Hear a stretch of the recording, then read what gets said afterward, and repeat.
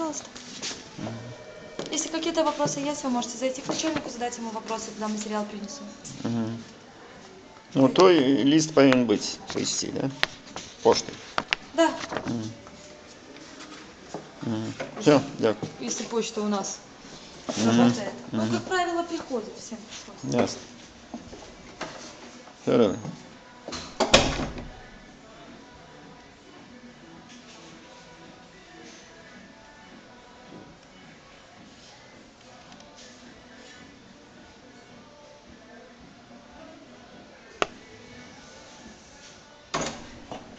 А вы на моем, пожалуйста, экземпляре тоже распишите, что вы получили наручные сегодня.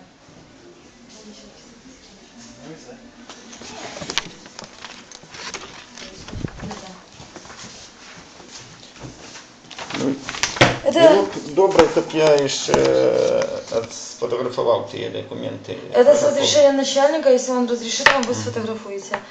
Пишите «Отримал».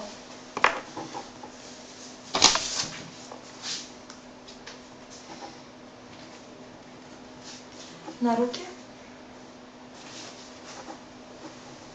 Сегодняшнюю дату. 3 вересня 2013. Подпись.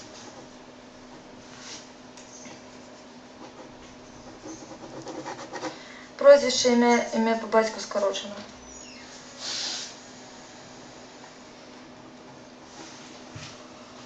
Так. А здесь. Если хотите, мы можем сходить к начальнику.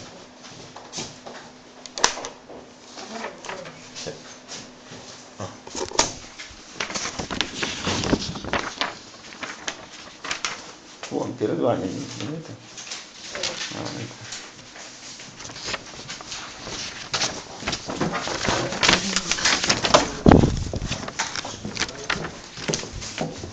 Пойдете?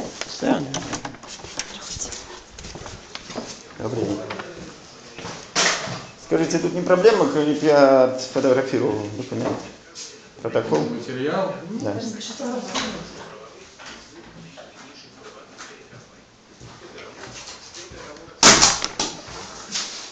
Что у меня было? Ничего, да у вас осталось. Тут у вас? Какой целью фотографируете? Я человек дотошный. Это цель и все? Ну, меч у себе в архиве. В каком архиве? В своем архиве. Я запрещаю фотографировать. Я вам запрещаю фотографировать. Чего? Переписывайте сколько хотите, фотографии не будет. Они появятся сейчас в интернете, обсуждения нет, не нужно.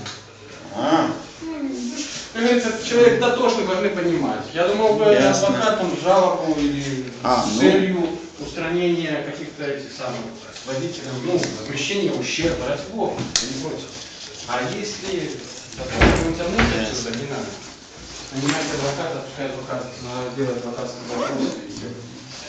Что случилось-то? Только личный интерес или что? Ну, на меня наехали.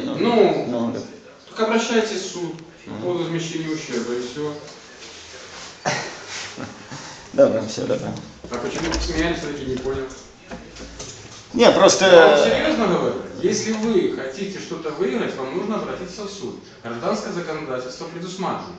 Виновен, не виновен, если совершен наезд источником повышенной опасности, вы полное право имеете возместить материальный, моральный, физический ущерб. Ну, право я имею, то мы все право имеем, но... Что но?